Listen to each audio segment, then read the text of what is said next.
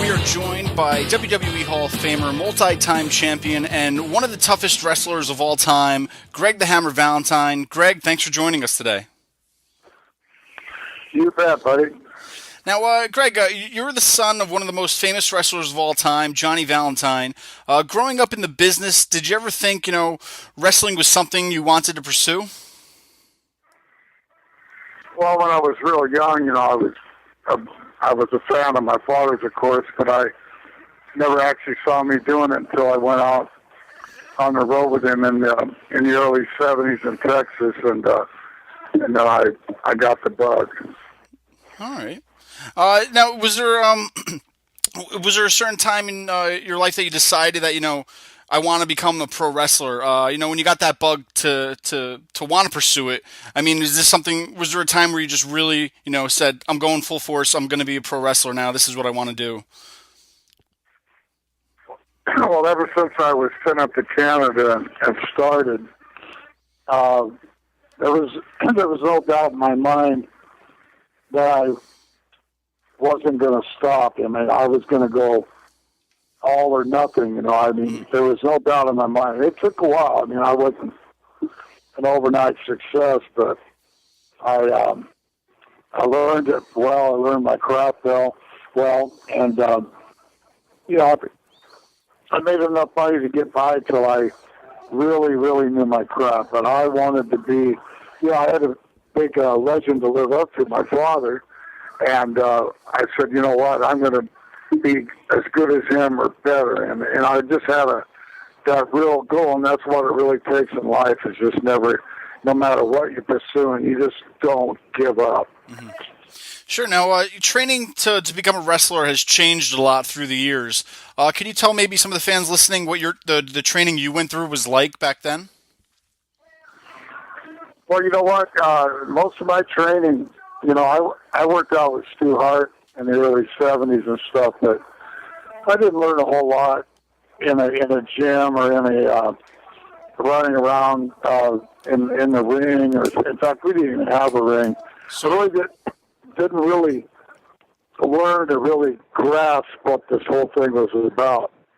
I learned by going out there and not knowing anything and getting in the ring and trying to act like I knew something. I mean, I knew a little bit about wrestling from the amateur I had, but, you got to do it in front of a crowd.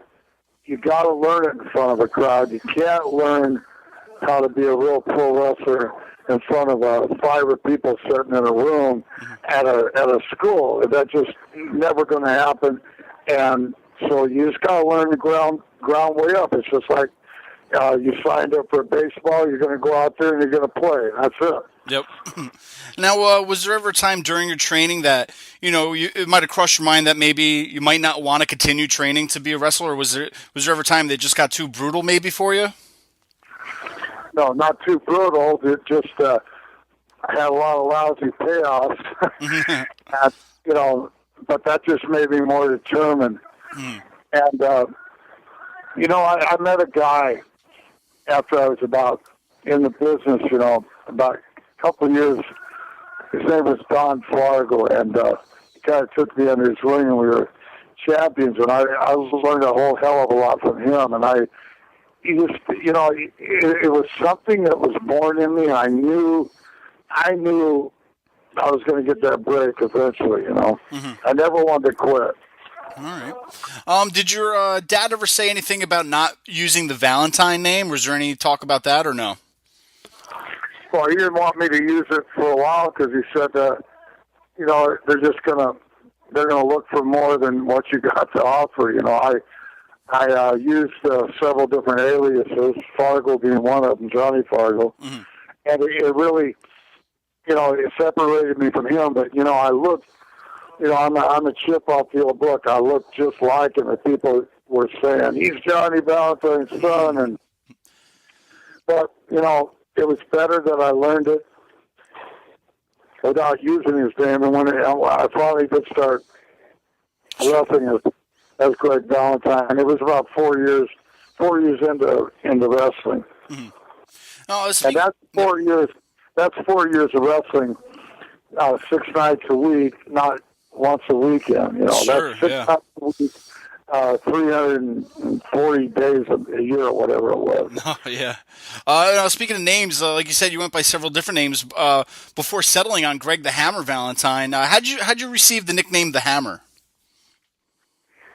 Well, of course, Greg Valentine first for several years, and when I first went in the Carolinas, and I really got a good push there, and I was Ric Flair's partner and all that good stuff. But when I was on my own there, you know, I used that thing that my dad used to use, where I draped my opponent over the ropes after I threw him out of the ring. He tried to get in the ring, I'd drape him over the top rope and smack him real hard. And actually, you know, it echoed all over the place. And the announcers, the TV announcers, they all said, "Here comes the Hammer again." So it evolved from that. They really gave me the name. All right. Plus, a lot of people think the elbow drop because it's like the Arm and Hammer. Oh, yeah. That, you know, that could be called the Hammer too, but that's how they got it. You know, it's from me being so stiff and smacking those guys across the chest. All right. Now, were there any problems that you experienced from being a second-generation wrestler? I mean, did a lot of guys, give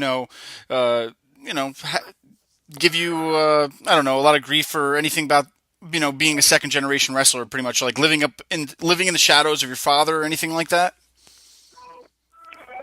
No, actually, no. You know, I think by the time I realized who I was, they knew I was pretty much my own man. I never had a problem with that. All right. Now, you broke into the business during the era of the territory. What were some of your favorite places to work during that time frame? Was there any places that you really love working around? Well, of course, we mentioned the Carolinas. I enjoyed Atlanta. I enjoyed Florida a whole lot. I wrestled in California. Enjoyed that. Oregon. Kansas City territory is Kansas City, St. Louis. And, of course, Detroit for the original Sheep. My favorite, was Florida and Carolina. They were my favorite. All right. How did you decide to use the figure four for your finishing maneuver? Was it just something that, you really loved, or did you, you see somebody else doing it, you had to do it, or how did that come about? That was a brainchild of Vince McMahon Sr., not Jr. I was up there in 1980, and he said, "I love your wrestling, I love everything." He said, "But I want you to do a wrestling hold for your finish." And we came up with a figure four. I had no idea how to put it on. I learned in the dressing room. I went out, started using it, and never turned back. All right. Now, you've had some amazing feuds with wrestling's top talent throughout your career. Who is your toughest opponent, maybe, and who is your favorite person to feud with? Well, there was a lot of tough guys, but you'd have to put Andre the Giant on top of the list because of his size. And I wrestled him a couple times in single matches, mainly battle royals. But the single matches, he gets you in the corner, just squish you and laugh about it. And thank goodness he liked me. He didn't hate me like some of the other guys. So my most respected opponent, and the one I probably made the most money with and had a great time, and we wrestled on and off full blast for about 3 years, was Tito Santana. All right. Now, during your career, you had a lot of memorable matches. One of them, you wrestled Roddy Piper in a dog collar match at Starrcade in 1983. What do you remember most about that grueling bout? How much it hurt. Yeah, it really hurt. And it was a new thing. It was probably the first hardcore match. Mm-hmm. And we didn't call it a hardcore match, but it was probably the first one ever before they started all this other things with the ECW and stuff. And I'm telling you what, we wanted to set a standard. We wanted to do something that people would never ever forget. And lo and behold, today it's still one of the most talked about matches of all time, and I'm proud of it. When I watch it, I go, God, I was younger back then. I could take a lot of punishment, and so could Roddy. But that's what I remember, how bad it hurt doing it. All right. Now, I've seen many pictures of you with the I Broke Wahoo McDaniels Leg Shirt. What's the story behind that? Can you tell the fans out there?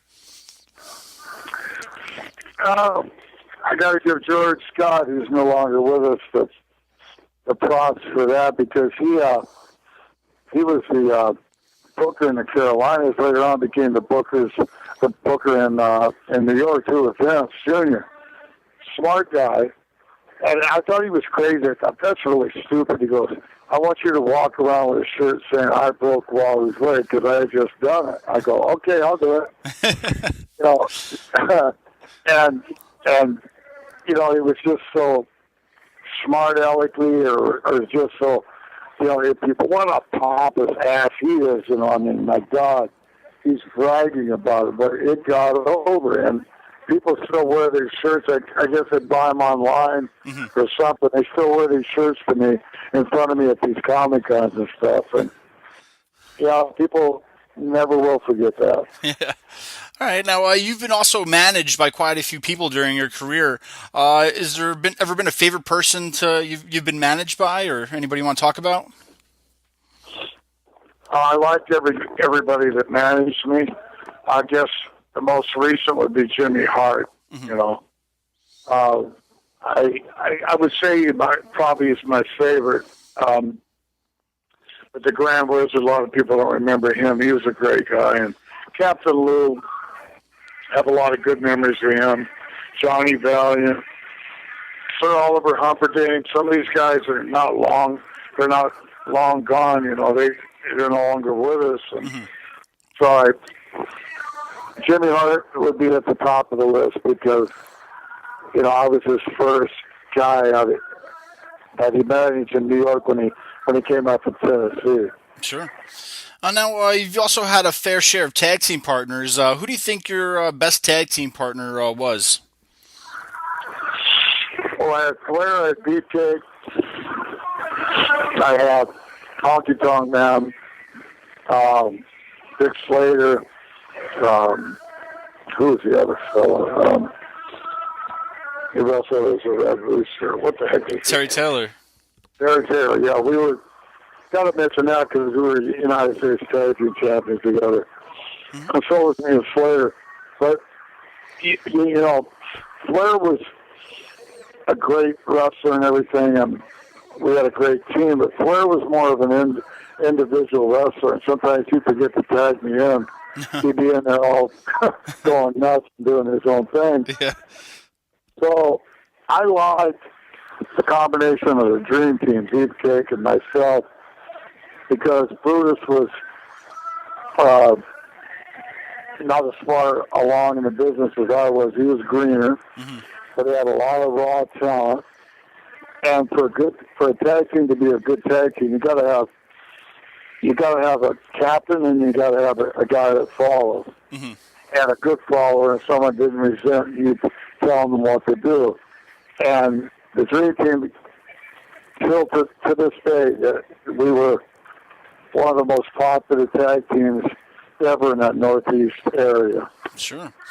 All right, Greg. Now, you've won around maybe 40 titles in your career. Do you ever have a favorite title run or one that's the most memorable to you?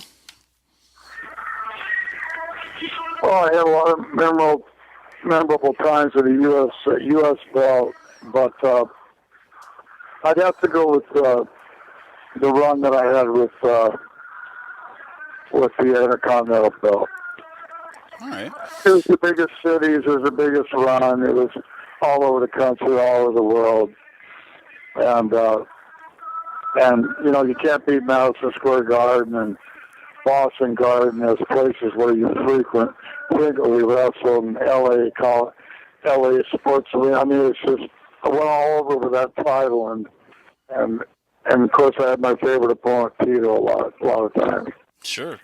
Now, Greg, you were inducted into the WWE Hall of Fame in 2004. What was it like to be recognized by your peers and fans alike?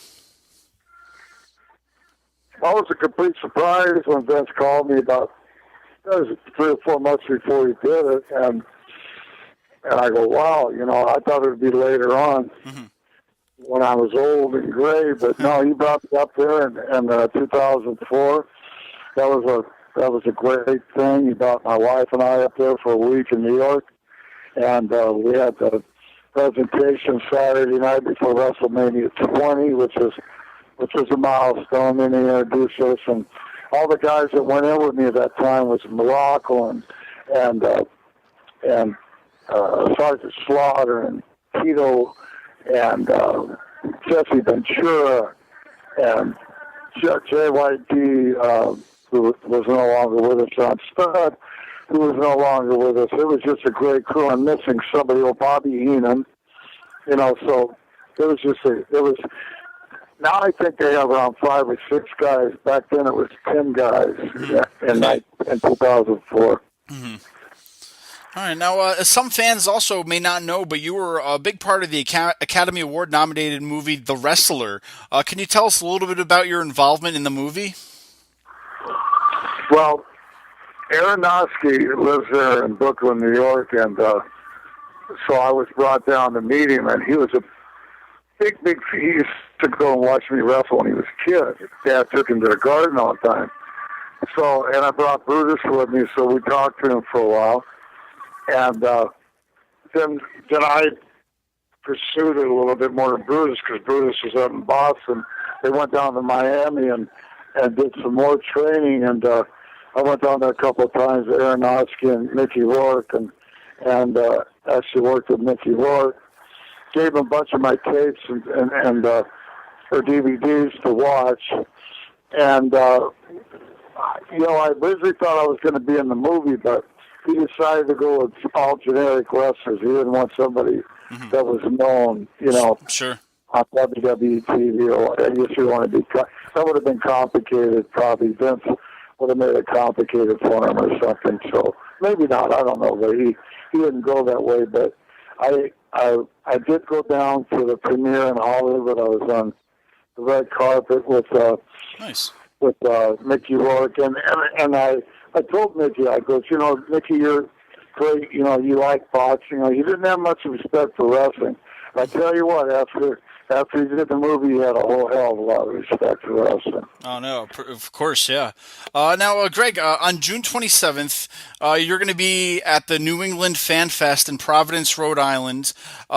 You're going to be part of courtesy of Rivalry Championship Wrestling, who's going to be bringing you in. But last year, you were also inducted into the Hall of Fame. Can you tell us a little bit about that experience?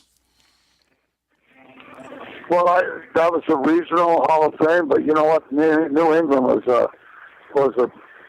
I was flattered to be put in there, and New England's where I spent a lot of my time in wrestling. Chief Jay Strongbow and that feud that we had up there, and way up in Bangor, and New England was always part of the WWF network and everything, or territory, but New England, Providence, it was the heart of it, and so it made me feel good that they actually be in there all the time. Sure. All right, and now, last year, you got to experience being a super ticket guest. What was it like, being at the convention and being able to talk to the fans who've loved you through the years? What do you like about going to these kind of conventions and just being able to meet the fans? Well, back in the old days, we were sequestered, so to speak. We never got a chance to meet anybody unless it was in a bar and then they were half lit. So, it was a lot of fun.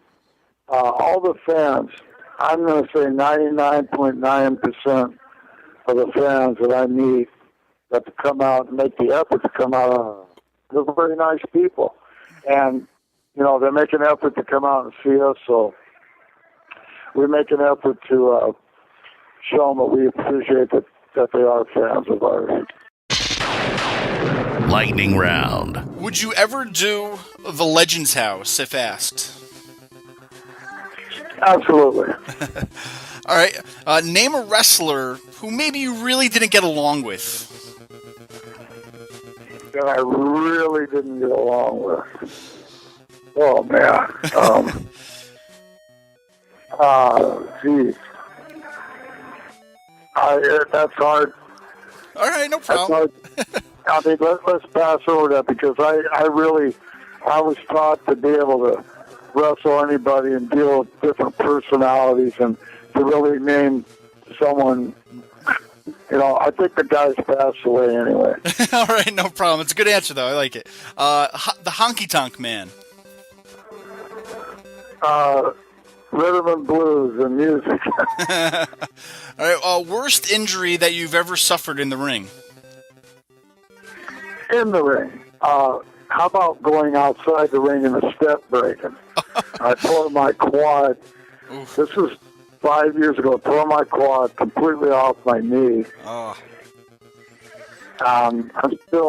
It still hurts, but I'm just now getting to where I can maneuver and run a little bit after 5 years. It was a bad injury. All right.